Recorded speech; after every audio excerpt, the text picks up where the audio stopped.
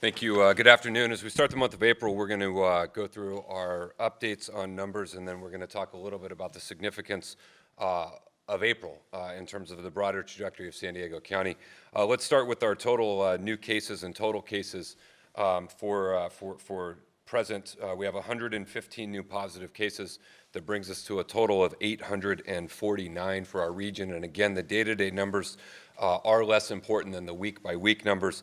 And as we progress through this, we'll be in a better position to assess and tell you what all of those mean. Second chart let's take a look at here is the number of tests. And again, we continue to stress that it is the broader trends and not so much the day-to-day numbers because of the way things are batched and reported. I would like to point out there was a story that was out today that said San Diego County is at the very top of California counties and the number of tests being conducted per 10,000 residents.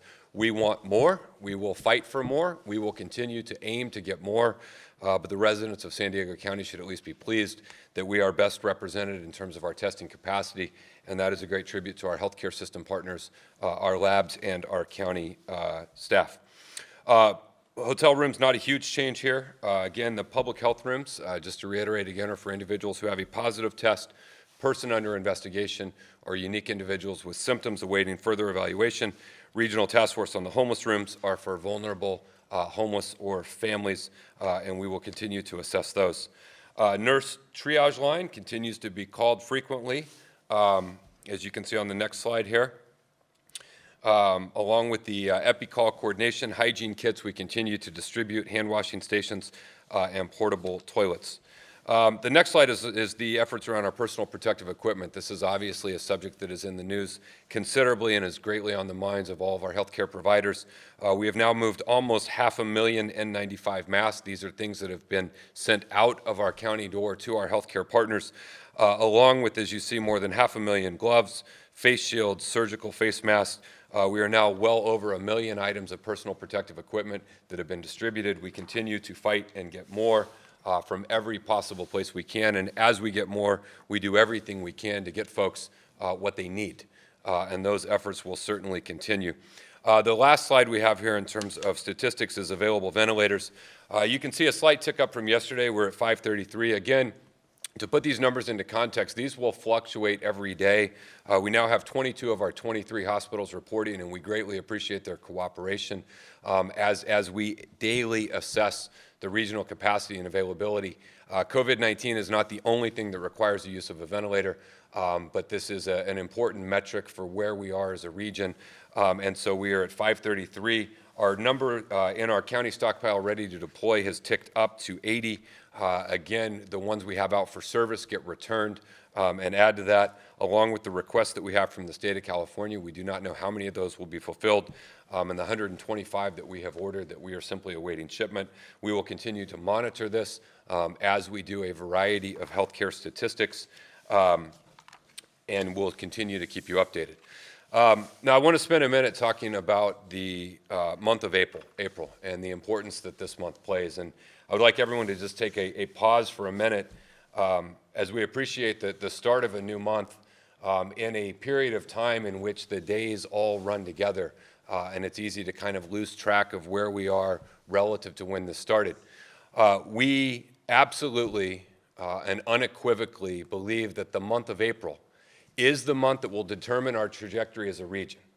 We believe this is the month that will determine if we end up like Italy and New York, or if we find ourselves through a better pathway and a better direction. And so the month of April, we are calling it for it to be a month of aggressive, intentional action. It is time for San Diego as a region to fully and 100% commit ourselves to the actions that are in all of our control. And the things that we do in the month of April will determine which way we go and how we meet this challenge. For those San Diegans who have taken the order seriously, and we know there are so many of you out there that are staying at home, that are ensuring physical distancing of 6 feet or more, that are adhering to the hygiene standards, that are following the medical guidance, that are living every day of your life with intentionality in doing everything you can to stop the spread of this. For those San Diegans, we thank you. We appreciate you and we value you. And we ask you to hang in there and continue those efforts as we move forward. Your actions will save lives.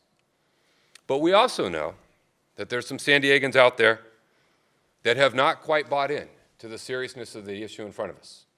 They have not quite subscribed to the vital importance. They have not quite understood how their actions impact others.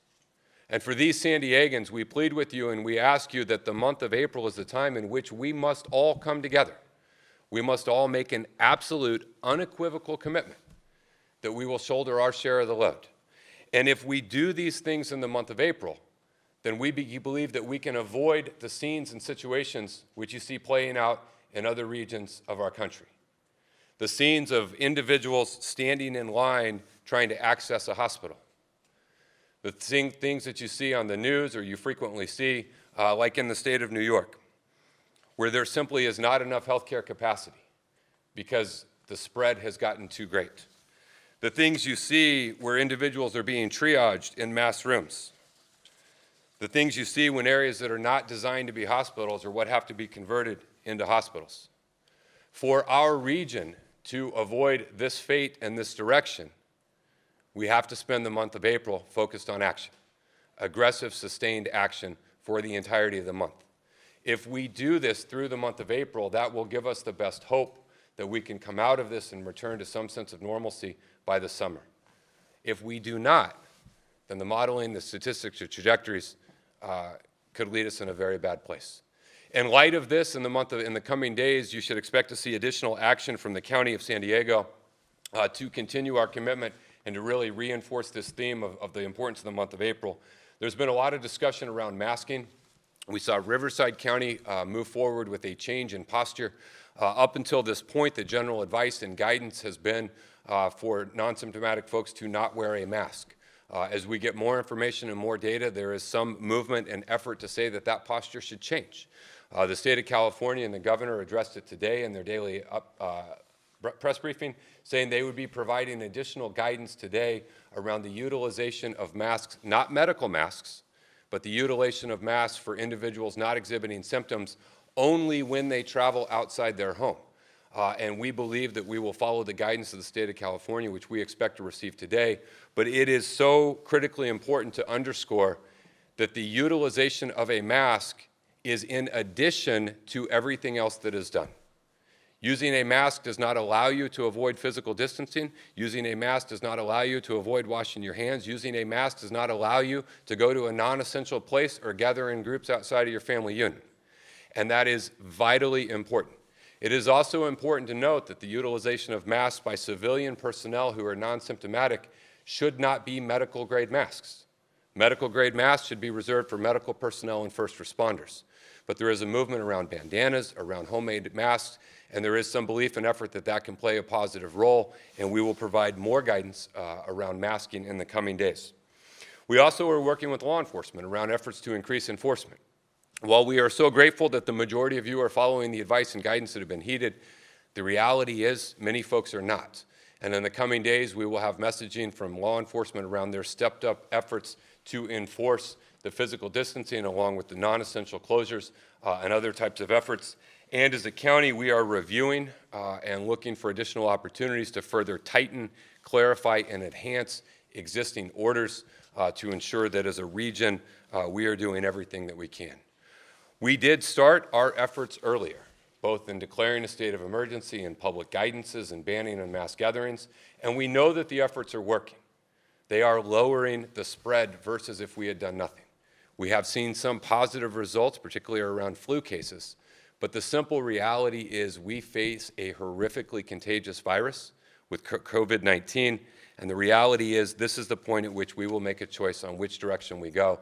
And so we are asking for the public to spend the entire month of April very committed, very focused, very aggressively helping us all come together to stop the spread. And with that, I will turn it over to Dr. Nick Infantidis for his medical report. Thank you.